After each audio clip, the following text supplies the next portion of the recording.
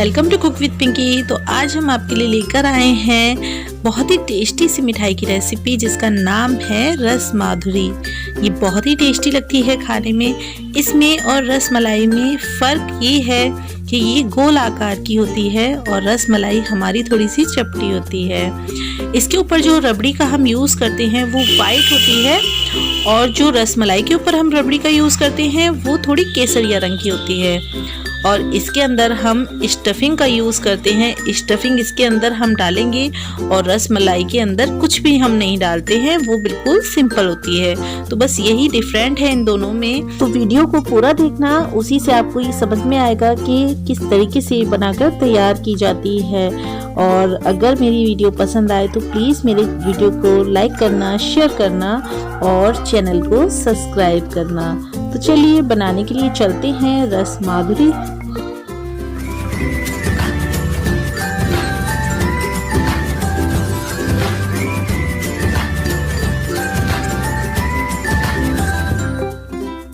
तो सबसे पहले हम रबड़ी बनाकर तैयार करेंगे, जिसके लिए 1 kg हमने बफेलो मिल्क लिया है।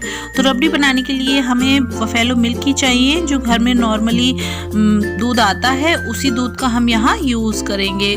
तो इसे अब हम गैस पर रख लेते हैं और इस दूध को हम गाढ़ा करेंगे। तो लगातार चलाते हुए हमें इसे गाढ़ा करना है। तो पहले हम इसमें एक बॉईल आने देते हैं। इस वक्त हम गैस का जो फ्लेम है उसको हाई ही रखेंगे और हाई फ्लेम पर हम इसमें बॉईल आने देंगे। उसके बाद हम गैस का फ्लेम मीडियम कर देंगे।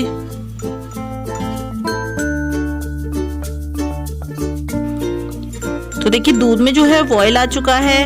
अब हम इसे इसी तरीके से पकने देंगे। गैस का फ्लेम हम मीडियम कर देंगे और मीडियम फ्लेम पे हम इसे इसी तरीके से पकने देते हैं। तब तक हम अपना छेना बनाकर तैयार कर लेते हैं, लेकिन बीच बीच में हम इसे भी चेक करते रहेंगे। अब यहाँ 1 kg हम काऊ मिल्क का यूज करेंगे, जिससे हम छेना बनाकर तैयार करेंगे। तो काऊ मिल्क से छेना जो है वो बहुत ज़्यादा सॉफ्ट बनकर तैयार होता है, जिससे हमारे जो रसगुल्ले हैं वो भी बहुत अच्छे बनते हैं। तो जब भी आप रसगुल्ले बनाएं तो उसके लिए काऊ मिल्क का ही यूज़ करें। तो अब हम गैस जला देते हैं और इसमें एक बॉईल आने देते हैं। तो देखिए बॉईल आ चुका है दूध में। बस हमें इसे ज़्यादा नहीं पकाना है, बस 1-2 बॉईल आने के बाद हम गैस को बंद कर देंगे। तो गैस को हमने बंद कर दिया है और इसे हम इसी तरीके से ठंडा होने देंगे। और इसके ऊपर हमें मलाई नहीं जमने देनी है, इसलिए हम इसे चम्मच से इस तरीके से चलाएंगे और चलाते हुए ही हम इसको थोड़ा सा ठंडा होने देंगे।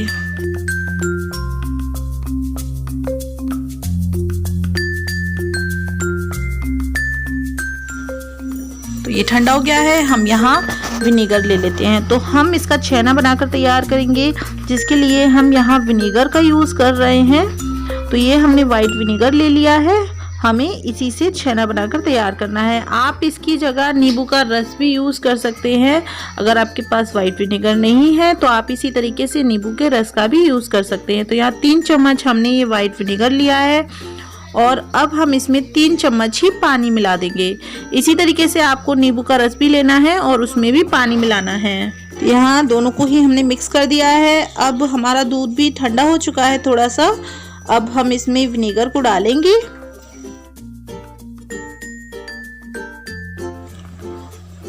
तो देखिए इस तरीके से हम चम्मच में थोड़ा दूध लेंगे, उसमें हम विनेगर डालेंगे, फिर मिक्स करेंगे। हम इसी तरीके से छेना बनाकर तैयार करेंगे, क्योंकि अगर हम एक साथ इसमें विनेगर डाल देंगे तो जो हमारा छेना है वो काफ़ी टाइट बनकर तैयार होगा, बिल्कुल भी सॉफ्ट नहीं बनेगा।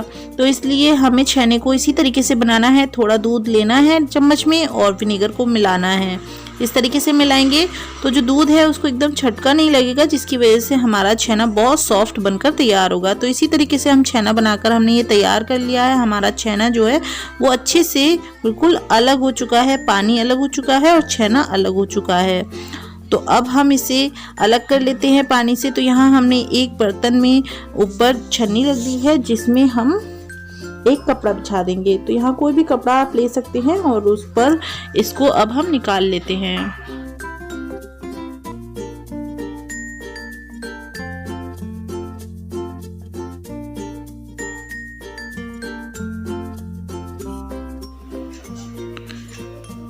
तो देखिए हमने छेने को बिल्कुल अलग कर लिया है। अब हम इस पर ठंडा पानी डालेंगे।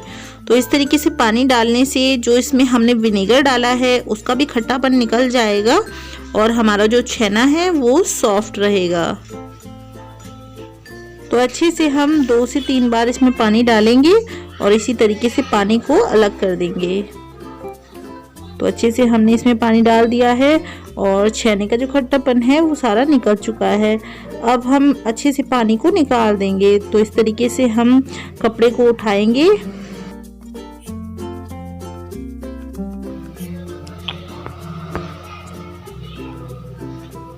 तो देखिए अच्छे से हमें इसका जो पानी है वो बिल्कुल निकाल देना है। इस तरीके से दबा दबा कर हम पानी को बिल्कुल अलग कर देंगे।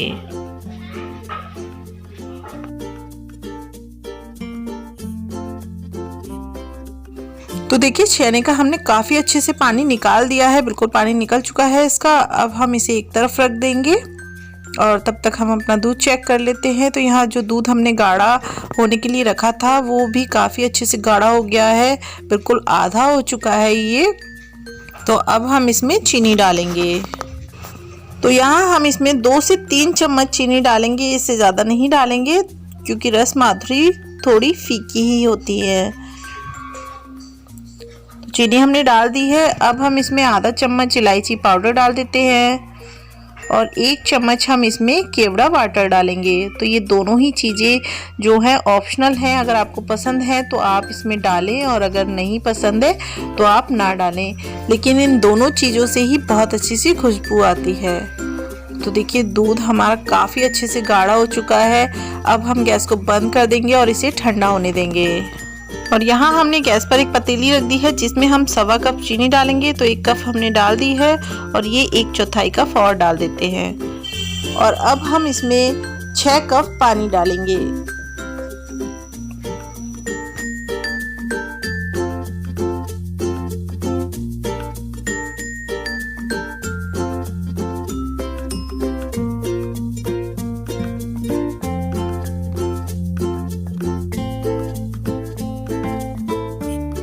तो यहाँ 6 कप हमने इसमें पानी डाल दिया है। अब हम चीनी को अच्छे से मिक्स कर देते हैं और अब हम इसे ढक देंगे और ढक कर लो फ्लेम पर इसे इसी तरीके से पकने देते हैं। तब तक हम अपने रसगुल्ले तैयार कर लेते हैं। तो देखिए छेना हमने एक प्लेट में निकाल लिया है और काफ़ी सॉफ्ट हमारा छेना बनकर तैयार हुआ है और पानी भी इसका बिल्कुल निकल चुका है, बिल्कुल हाथों में ही चिपक नहीं रहा है।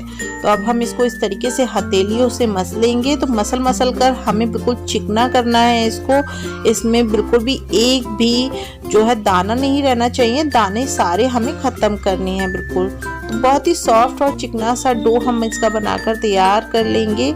और अगर हमारा छेना टाइट हो जाता है तो हमारे रसगुल्ले भी टाइट बनते हैं और अगर हमारा छेना जो है वो सॉफ्ट है तो हमारे रसगुल्ले भी काफ़ी सॉफ्ट बनकर तैयार होते हैं।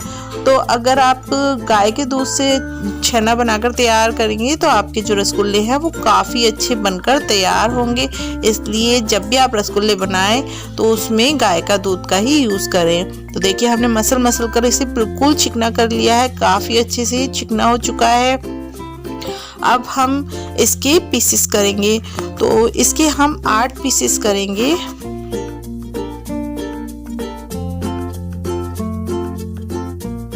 तो देखिए हमने इसके 8 पीसेस अलग करे हैं जिसके हम रसगुल्ले बनाकर तैयार करेंगे और 1 पीसेस हमने अलग किया है जिसकी हम स्टफिंग बनाकर तैयार करेंगे। तो यहाँ हमने 2 चम्मच इसमें ये पिस्ते का पाउडर डाल दिया है। इसे हमने मिक्सर जार में पिस्ते को डाला और इसका पाउडर बनाकर तैयार कर लिया है। तो ये 2 चम्मच हमने इसमें डाल दिया है और जो हमने छेना लिया है उसमें हम इसे अच्छे से मिक्स कर देंगे।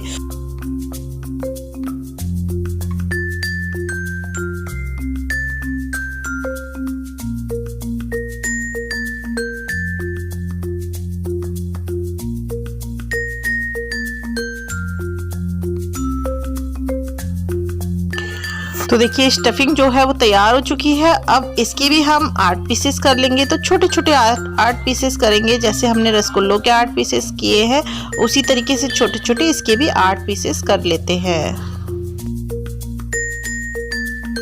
तो तो देखिए 8 पीसेस हमने स्टफिंग के कर लिए हैं और 8 पीसेस ही हमारे छेने के हैं। अब हम गोल गोल बॉल्स बनाकर तैयार करेंगे। तो इस तरीके से हम एक पीसेस को उठाएंगे और इसकी बॉल्स बनाएंगे। तो देखिए इस तरीके से हम इसकी बॉल्स बना लेते हैं। तो सभी को हम इस तरीके से गोल कर लेते हैं।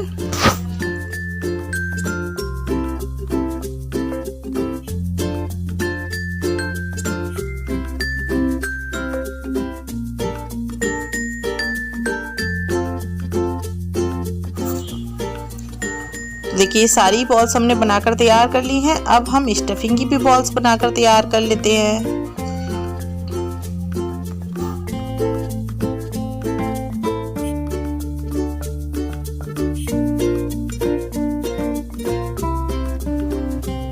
तो देखिए दोनों ही चीज़ों की हमने बॉल्स बनाकर तैयार कर ली है।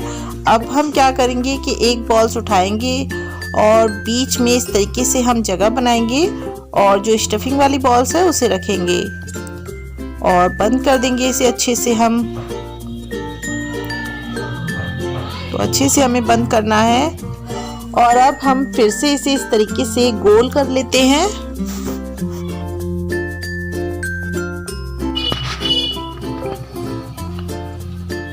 तो देखिए ये बॉल्स हमने बनाकर तैयार कर ली है। इसी तरीके से हम दूसरी भी बनाएंगे। तो यहाँ बॉल्स को उठाया है हमने, बीच में जगह बनाई है और ये स्टफिंग वाली बॉल्स रखेंगे और इसे अच्छे से हम बंद करेंगे। अच्छे से बंद करने के बाद फिर से हम इसे गोल कर लेते हैं और ये हमारा दूसरा रसगुल्ला भी बनकर तैयार हो चुका है। तो इसी तरीके से हम अपने सारे ही रसगुल्ले बनाकर तैयार कर लेते हैं। तो देखिए सारे ही रसगुल्ले हमने बनाकर तैयार कर लिए हैं। अब यहाँ पानी भी हमारा अच्छे से बॉईल हो चुका है। तो हम अब इसमें एक एक कर ये रसगुल्ले डालेंगे।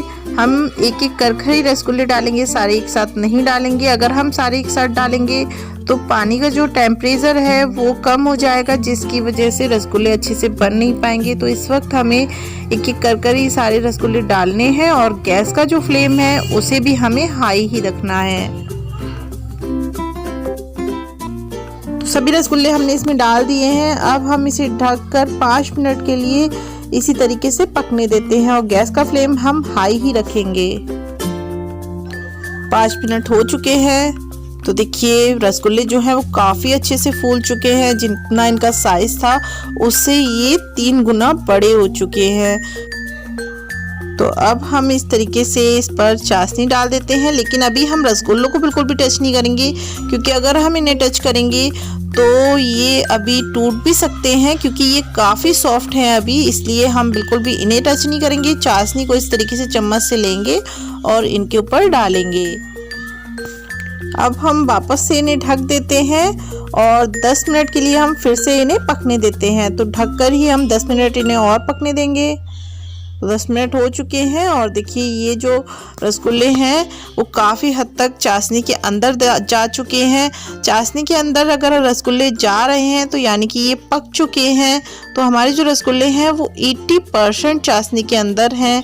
तो ये काफ़ी अच्छे से पक चुके हैं। तो इन्हें 5 मिनट हमने तब पकाया था और 10 मिनट अब पकाया है। अब हम इन्हें 5 मिनट के लिए और पकाएंगे। तो लगभग हम इन्हें 20 मिनट पकाएंगे और 20 मिनट में ही हमारे रसगुल्ले बनकर तैयार हो जाएंगे।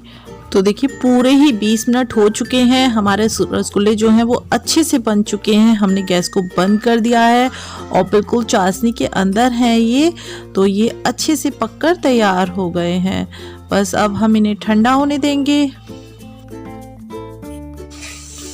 तो देखिए रसगुल्ले जो हैं वो ठंडे हो चुके हैं और काफ़ी स्पंजी बने हैं। देखिए इस तरीके से जब हम चाशनी को निकाल रहे हैं तो एकदम से चाशनी हमारी निकल जा रही है, लेकिन हम जब इसे वापस चाशनी में डाल रहे हैं तो ये वापस अपनी शेप में आ जा रहे हैं। बहुत स्पंजी बने हैं। तो देखिए इसे हम काट कर भी दिखाते हैं कि ये अंदर से कितना अच्छा बना है। बहुत ही ज़्यादा स्पंजी बना है और अंदर जो इसकी हमने स्टफिंग भरी है उसे और ज़्यादा अच्छा लग रहा है। तो देखिए कितना अच्छा हमारा ये रसगुल्ला बना है। तो देखिए कितना अच्छा लग रहा है ना, और खाने में भी बहुत ज़्यादा टेस्टी है। आप इस रेसिपी को ज़रूर ट्राई करना, बहुत ज़्यादा अच्छी बनती है हमारी ये रेसिपी। तो चलिए अब हम इसकी रस माधुरी बनाने के लिए चलते हैं। अगर आप चाहें तो आप इसे ऐसे भी खाएंगे तो भी ये टेस्टी लगेगा, लेकिन आज हम इसकी रस माधुरी बनाकर तैयार करेंगे। तो यहाँ हमने एक ट्रे ले ली है जिसमें हम रसगुल्ले रखेंगे। तो रसगुल्ले हमने रख दिए हैं। अब हम इस पर ये जो हमने रबड़ी बनाकर तैयार की थी वो डालेंगे। तो अच्छे से फैलाते हुए हम रबड़ी डालेंगे।